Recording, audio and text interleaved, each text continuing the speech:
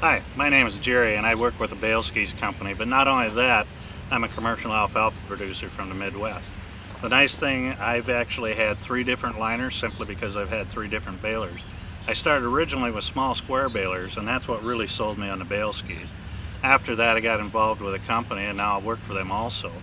The Bale Bale liner is machined so that every time the alfalfa plunges, all your stems grab, and this happens throughout your whole chamber. And that doesn't sound like a lot, but if you stop and think on a small square baler, that's constantly springing back and forth. By putting this liner in, you don't get that spring back all the time. And there's actually been a study done, I believe it was the University of Gulf, Ontario, where they documented over a 30% leaf retention by putting in the liner, simply because that's not springing back and forth. Now, it does a couple other things. It gives you a nice, perfect square bale. If I'm selling to customers, I want nice looking bales when I drive in with that load. It's particularly important if you're using a bale accumulator or a New Holland bale pickup wagon. All them bales need to be the same length. By putting this liner in, your alfalfa, your grass, no matter what you want to bale, always moves through there the same. So all of a sudden, all your bales start coming out the same length.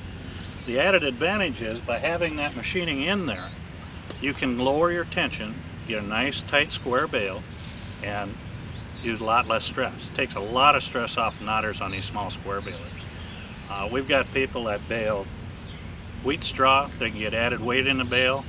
We got people that bale a lot of corn stalks Midwest, probably here in the Northeast also.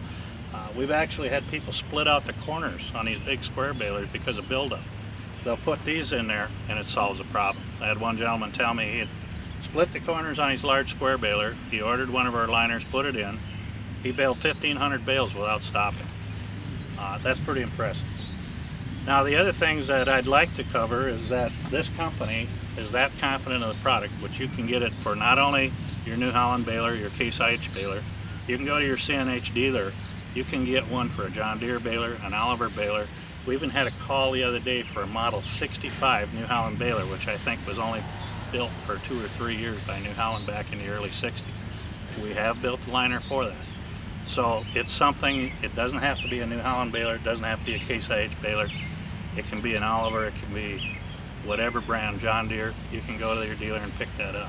Rice straw and barley straw are extremely abrasive. People have told us they've actually wore through the metal in the bale chambers, and that's some pretty tough metal. They put these liners in and they can continue baling and get the use out of their baler. I have never heard of anyone literally wearing out a liner. It's rated 5 times stronger than mild steel, and that's why it's a patented material. I guess my advice is talk to your neighbors if they've had one.